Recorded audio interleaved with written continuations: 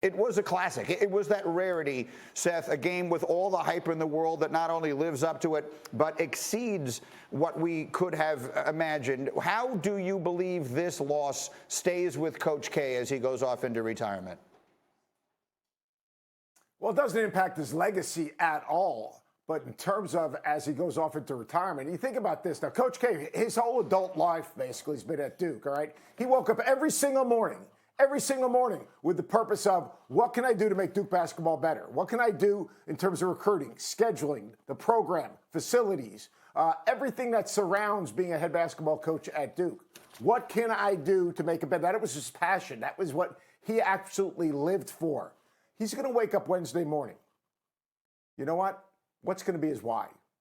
And you know what? When he's sitting there by himself, thinking about his career, he's not going to think about the 5 national championships, the Olympic gold medals. He's not going to be thinking about the players whose lives he impacted. In the back of his mind, knowing how competitive he is, I think it's going to go back to that game at Cameron and that game the other night in the semifinals.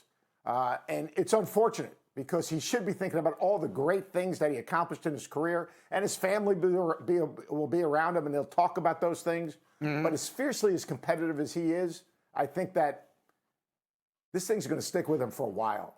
Well, so with that thought in mind, Seth, and it is, I have to imagine, the worst possible way for it to have ended, a first ever meeting with their arch rival in the Final Four of all things and falling short. I joked on my radio show last week, if he loses that game, he has to come back. He can't retire off of that. Let me ask it to you only slightly jokingly. Is there any chance he changes his mind and comes back? Greeny, I'm going to give you a little preview. Good morning. It's time to get up. The GOAT. Is he retiring or is he coming back? Greeny, there's no chance he's coming back. Look, he's had an incredible career. Think about the championships. Again, I go back to the lives he's impacted. But no, it's his time to walk away. He understands that. He can look in the mirror and be comfortable with that. The bigger question is, where does he go moving forward? What is going to be his passion moving forward? But no, this is John Shar's program. All right, John Shar now has to basically create his own vision for what this program is going to look like under his leadership. Hey, let me very quickly ask you about the game tonight, and we'll have more chance to talk about it a little bit later. But I mean, coming off of that, North Carolina won a championship on Saturday night. I don't care what anybody says. How do they have themselves ready to go tonight against a Kansas team that for the last 3 halves has looked like the best team in the country? Hubert Davis has been an incredible leader. I think what they did is after they won that game, they went back, had their team meal, and he told those guys, I'm proud of you. Hey, you need to enjoy it. You need to appreciate this. And then you know what he did? He said, all right, visit with your family, go upstairs, turn off your phones, put them away. When you come back down here for breakfast, all right, all of a sudden we're moving forward on, because we didn't, come here to win the semifinal game. We came here to win the national championship. This game's going to come down to a couple things. Obviously, establish Armando Bacot. Is his ankle going to be good? But there's also another thing, Greeny. What does Love have to do with it? Love has to do everything with it. He had 26 in the second half against Duke. He had 27 in the second half against UCLA. So Caleb Love's going to have a little bit to do with this. This will be a great championship game, but I think he will have his team ready to play and compete at a very high level against a very good Kansas team. And this is a Final Four and a national championship. This isn't about players. This is about programs, 2 elite programs. He's going to think about this one, I have a feeling, a lot more than he thinks about the 1,202 that went the other way, isn't he?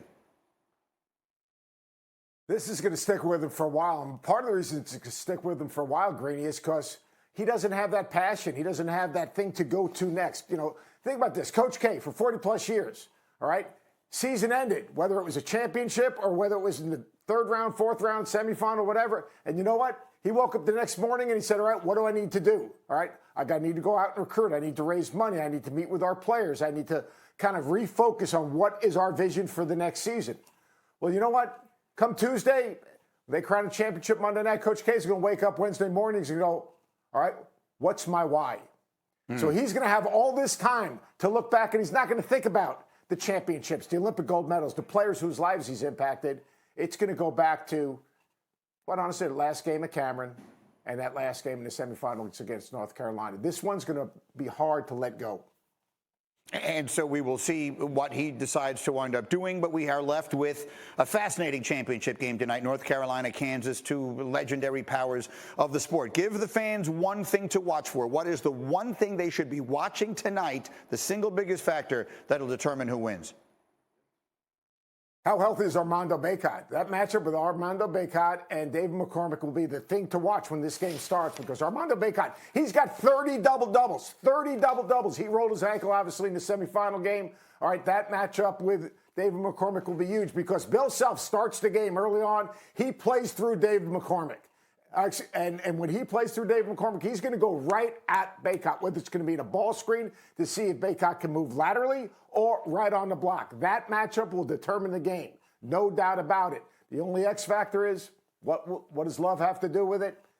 Caleb Love could happen and drop 27 or 26 like he did against UCLA and Duke in the second half.